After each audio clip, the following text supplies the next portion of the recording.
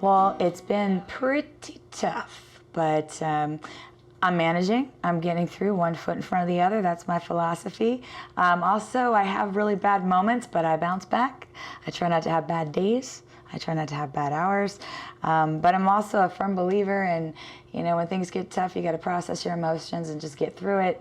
Hopefully you're not in the middle of a supermarket, but even if you are, you have a mask on. So they can't really, like, you might be able to see your eyes, but just keep sunglasses on. But it's been difficult, but I have a lot of friends that are going through very difficult situations as well.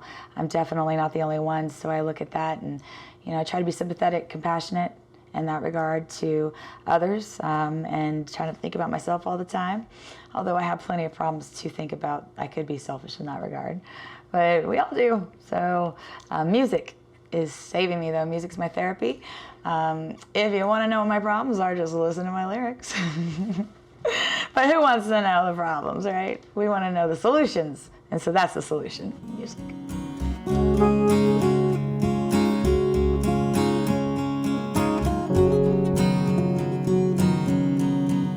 And I really miss going to live shows and playing at live shows.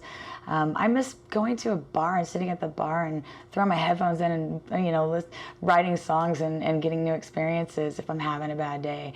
But I've been just putting one foot in front of the other and moving forward. And music has been getting me through that. That's the only thing that's been getting me through that. I was just getting on a roll with live music. I was loving it. At least once a week I was looking for, every week I would look for the show I was going to that week. And, you know, I might have been playing that week myself, which was awesome. But I love to be on stage, but I really love seeing a cool live band play, preferably at a small venue. I don't like the big arenas. I'm not into that, even though they might be really cool, like, you know, Fleetwood Mac. I did see them 20 years ago. But I like to go to, like, the soda bar, the Casbah. I like to go to these little places and just sit back and have a beer or a club soda if I'm not drinking that night or driving, and just get inspired. I just really enjoy that. And hang out with music friends that might be showing up to see the show as well. That's always fun.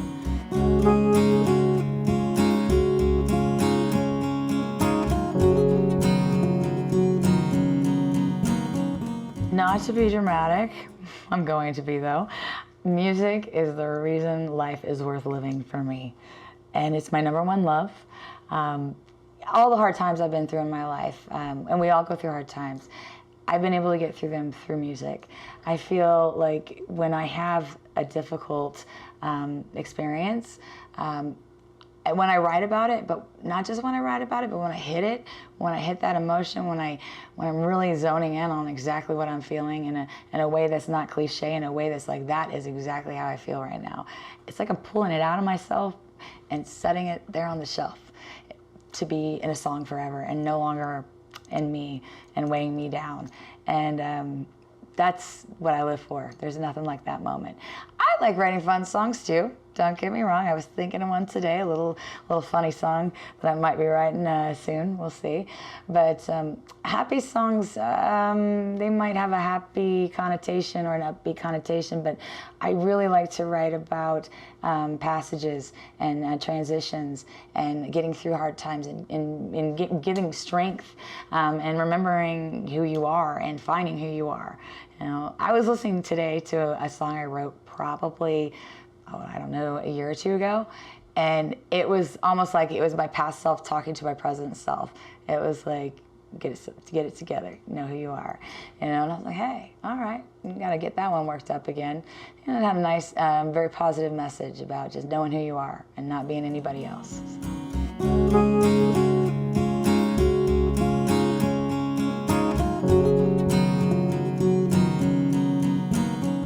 It really hasn't affected my writing process in any other way than I'm writing way more than I ever have before. So much so that I can't remember the chords off the top of my head of the song I just did like 3 days ago, because I got another one I'm working on, and like I got to pull out my book. I'm gonna have to work on my memory there. But I've been writing so much, and it's been very helpful, you know. And I write.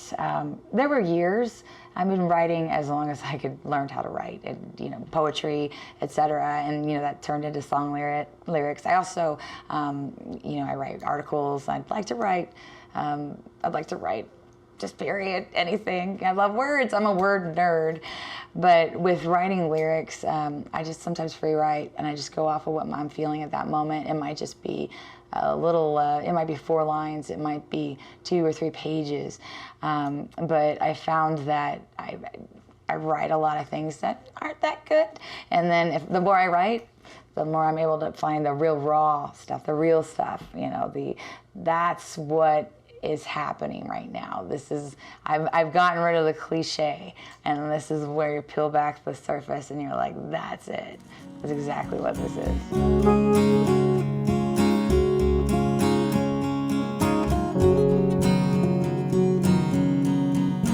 I am such a guitar nerd, and if my friends that have known me previously, they might be surprised by that, but the last few years I've gotten into guitar big time, and I love to play guitar. In fact, I'm working with electric guitar right now. I have a friend that's letting me borrow a couple electric guitars, which is so nice of him.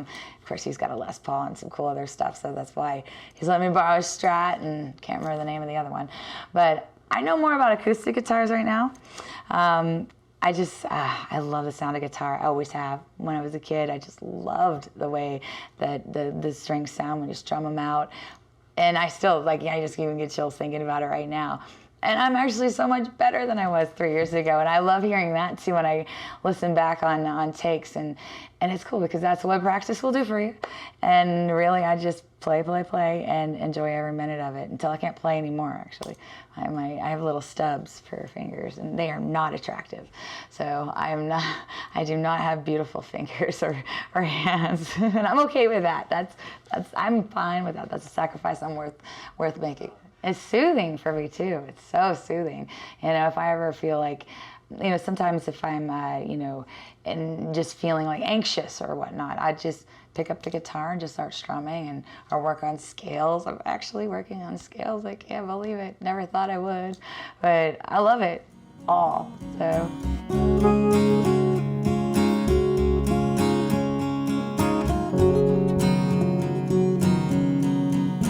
My dream guitar is coming, and that is the Gibson J45. I'm going to be sitting on that doorstep all day. It's my midlife crisis, okay? But it's the pandemic crisis. I mean, we've all got similar crises, but I'm not a guy who's going out to get a young girlfriend in a convertible. I'm getting a J45, Gibson J45. It's a sunburst and it's walnut finish. I'm so excited. I can't wait to get it. I've wanted one since I first strummed one 20 years ago, actually over 20 years ago. And I decided when I was let go from my job and I had 104 hours of PTO, I said, I know what this is going for. And it felt good. It felt real good because getting fired was awful. Awful. Not really fired, long story, but like, you know. Like I can still collect unemployment if I need to, so I'm not like, but that's another day. But I can't wait. I'm so excited. It's like almost not happening soon enough. Well, first of all, I posted something on Facebook about it, and just like, I literally said I needed Gibson J45 now. And this was a really sad day for me, and I was like, you know, what would make me feel better? A Gibson J45 sunburst, has to be sunburst. No offense against the natural wood finish, but the sunburst is the one I fell in love with. I can't get really too technical with that, other than telling you just that first time I strummed it, and I barely knew how to play the guitar when I first strummed it. I was probably 19 years old, and I probably played the chord all funky. It hit me in the heart and the chest, and nothing has ever sounded as sweet and beautiful. But when I posted it on Facebook, I think I have 50 different comments from all these different guitar players around town that want one too, or they have one, and it's the guitar, the acoustic guitar that is listed after by all, for sure. So you know, I wasn't gonna say nothing because I don't like, you know, brag or boast. But it came from, it was a sad bye crisis, midlife crisis, and it's gonna be my new love and make me feel nice and cozy and happy for the rest of my life. I do. We're gonna go ahead and do this one together forever. I can't wait. I can't wait to see that album play it. Oh. So many songs. I had to throw that in just because I know how much you love. I'm like a kid at Christmas. I really am. This is like the most exciting thing ever. I'm really nervous too because I'm like, is there gonna be a crack in it? Like, did it transport okay? I'm probably gonna have to get the action lowered, I'm sure, but like, I'm so excited. I can't wait to write a whole bunch of sad, dreary songs on it. So, or maybe a happy one. Nah, not too happy. I can't get inspired by happiness. When I'm happy, I just want to be happy. Yeah, that when I do, I'll be writing for kids shows.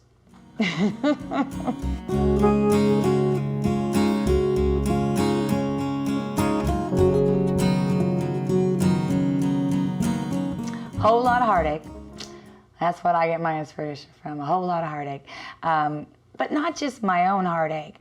I will draw inspiration from experiences other people are going through. I leave names and places and all those things out, just like they do when in the movies.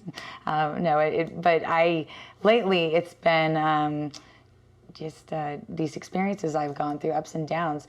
I haven't written my COVID song yet, but I think I have a feeling that a lot of musicians are working on that right now. And I'm interested to hear how that will pan out. And movies, etc., like the artists out there, how's this going to pan out? Because it's weird, it's strange, it's scary, it's so weird. But no, it's been, you know, my inspiration is mostly just getting that heartache out of me, and also trying to find a way to move forward. I like to write songs that aren't just completely like sad and dreary, but like there's an overall message, like, you know what, it's not so good right now, but you're gonna get out of this and you're gonna get to the light again. So that's also a subliminal message for myself, really, you know, and I need to hear that. And I want other people to hear that, because we will get through this and we will go into another darkness, but there will always be a light. And that's the cycle. You know, appreciate the light, you know, but you can't appreciate the light as much unless you know what the darkness is like. So, and that's my curse. I'm a very emotional person, empath. I've been called, etc. But I pull a lot of. I feel a lot. I'm very emotional, and not in the way where I'm like always, I don't just cry over anything, but sometimes. But it's not, maybe it's because I'm happy, maybe it's because I feel a lot. And sometimes that wrecks me, because I'm like, well, why do I have to feel so much? I actually just started writing a song with Nathan, Cold Hearted Bitch. I don't know if that's our working title or not, but that was the idea. Because I was like, man, you know, I wish I could just be a cold-hearted bitch. But I really don't. But I started thinking about it. It was like, I'm too soft, you know? And my friends will tell me that. I'm like, I can't change. You know, I just can't change I can't harden up. Although I am learning to harden my heart by Quarter Flash. You know, I'm gonna harden my heart. It won't work, but I'm figuring if I sing the song, it might help me feel like I'm doing something in the right direction. I've become a collector of instruments lately, fun little things that I'm just wanting to tinker around with, like a kid's accordion, because I love the accordion, but they're kind of pricey, even used. So I have this little kid's accordion that I got, and you know, that's great. I got my keyboard finally. You know, I had to have the 88-key keyboard that's weighted. It's Casio, so like real keyboardists are gonna be like, eh. But it's not meant to be on stage. I'm just playing it here to get some song ideas, and when I become amazing, which is not going to be ever because I focus on guitar, but if I do have a hidden talent I have not yet known about all my life, I will get a Roland or a Rhodes, preferably. So jealous of Nathan's Rhodes.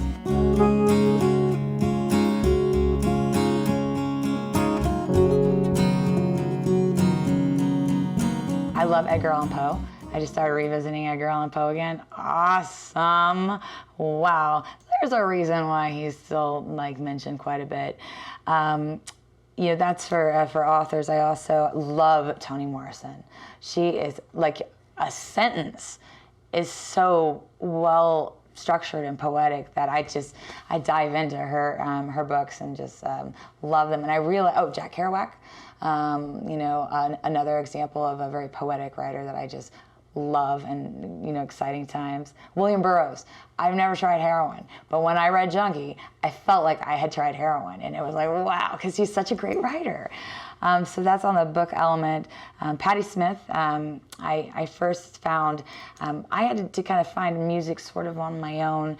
I didn't have a lot of musical guidance, not because of any other reason than my family just wasn't as passionate as I was.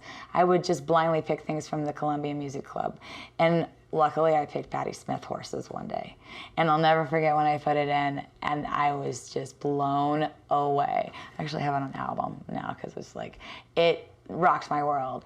Also, she's a writer as well. And so I have her book of poetry, which rocks my world as well. So there's that. And then we have like Lucinda Williams, huge influence on me. Car Wheels on a Gravel Road changed my whole trajectory of music.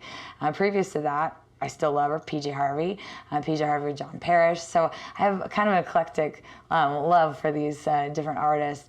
Uncle Tupelo, then we got Sunvolt, Wilco. I have Wilco and Sunvolt t-shirts, and sometimes I feel bad because I'm like, oh, sorry, but I have to pick one. Just for today. I'll come back and get you next time, whoever's left out.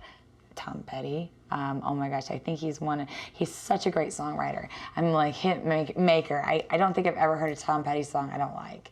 Ryan Adams, and Ryan, the crazy one, the younger crazy one, he's another songwriter that I just really admire and look up to as far as his ability to just sit down and like ease something out of him that sounds so real and so amazing. Fleetwood Mac was one of my early influences, and I also love Fleetwood Mac to the Peter Green days. That's good stuff.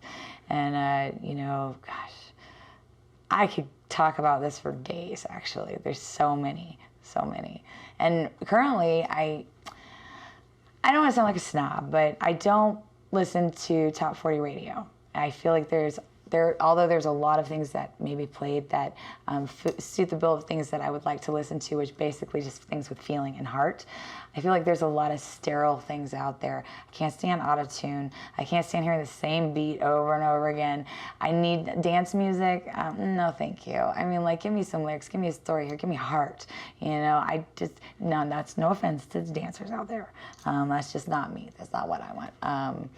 I want drive-by truckers. I want Jason Isbell cover me up. I want to cry. I want to stomp my boots. I want to go, hey, yeah, I feel that. I want to do it all.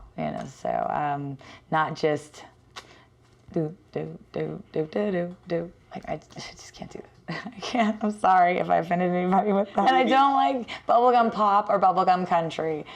I don't like it whenever the voices sound the same. They're all pretty, but they're all pretty the same way. It's like, give me something, give me something that's you, pop it out of there. And I feel like there's so many people that condition the hit machine or whatnot, and it's just like, I can't stand it.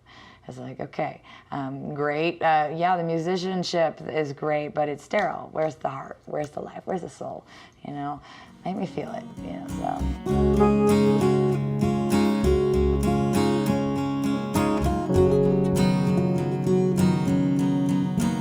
Recently, I've really focused on the writing element. I love performing, but I absolutely love performing. Being on stage is like the best drug there is. When there's a full audience that's paying attention, because maybe if they're not paying attention or there's nobody there, then you're like, do they like me?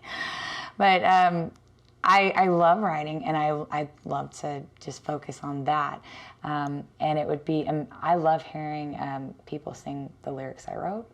I love writing lyrics. I like doing melodies, and to me, it's so exciting because I'm like, I love hearing how they pull it out of them, and it's different than I would, but it's so cool. Like, I wrote that, and they're singing, and they sound awesome. I'm a nerd that way.